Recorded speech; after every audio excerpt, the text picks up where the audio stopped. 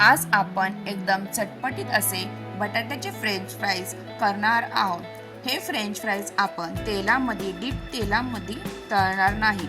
इथे थोड्याशा तेलामध्ये आपण बटाट्याची भाजी करतो त्याप्रमाणे हे फ्रेंच फ्राईज मी फ्राय करून घेणार आहे। आता मी इथे 2 बटाटे स्वच्छ धुवून घेतलेले आहेत व त्याच्या वरच्या साली आपल्याला काढून घ्यायच्या आहेत व इथे आपल्याला बटाटा मधून कट करायचा आहे व फ्रेंच फ्राईज असतात त्याप्रमाणे आपल्याला या बटाट्याचे काप करायचे आहेत। थोडेसे असे जाडसर थोडेसे आपल्याला हे कट करून घ्यायचे आहेत बटाटे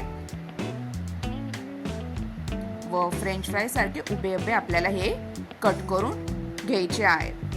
अशा प्रकारे हे दोन्ही बटाटे मी फ्रेंच फ्राईज सारखे पूर्ण कट करून घेणार आहे।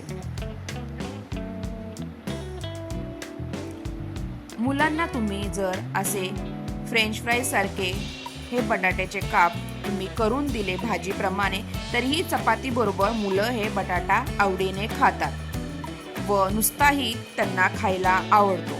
आता हे आपल्याला फ्रेंच फ्राईज सारखे बटाटे कट करून झालेले आहेत। आता एका पॅन मध्ये आपल्याला इथे थोडेसे तेल टाकून तेल गरम झाले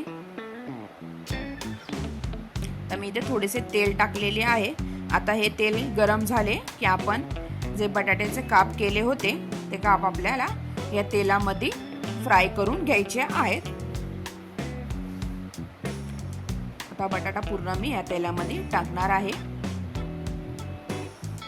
व पूर्ण मिक्स करून घ्यायचे आहे।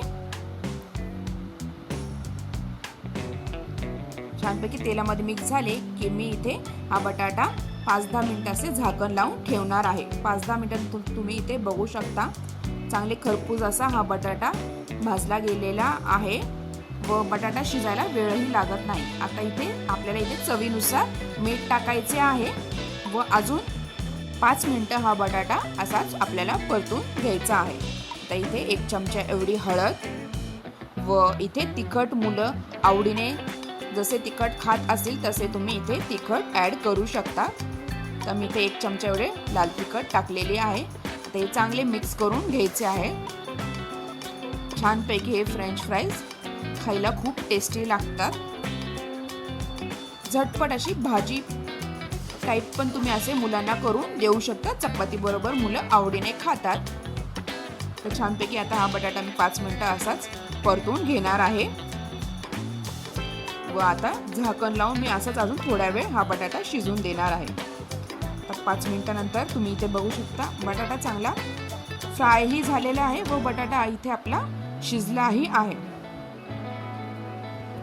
तर मुलांना नुसते असेच खायचं होतं त्यासाठी मी एका 2 बाउल मध्ये हे बटाटे सेपरेट काढणार आहे। आता इथे सर्व करणार आहे। 2 बाउल घेतलेले आहे त्यामध्ये आपले जे फ्रेंच फ्राईज आहे ते यामध्ये काढून घेणार आहे।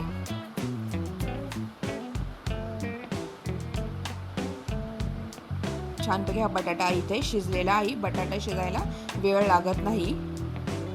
खरपूस असा बटाटा इथे तेलामध्ये फ्राय झालेला आहे।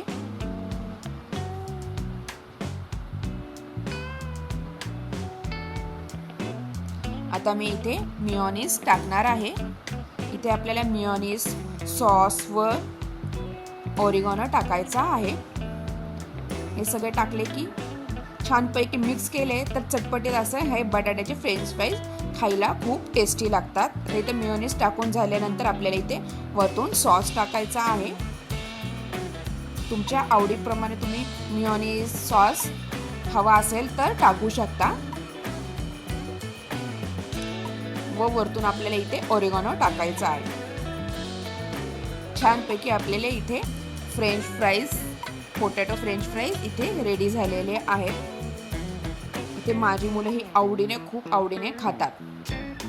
अशा प्रकारे तुम्हाला माझी ही रेसिपी कशी वाटली नक्की कमेंटद्वारे कळवा आणि रेसिपी आवडली असल्यास व्हिडिओला लाईक, शेअर आणि सबस्क्राईब करायला विसरू नका व हा व्हिडिओ शेवटपर्यंत बघितल्याबद्दल तुम्हा सगळ्यांचे खूप खूप धन्यवाद। थँक्यू। पुन्हा भेटूया नवीन रेसिपी सोबत। तोपर्यंत बाय बाय।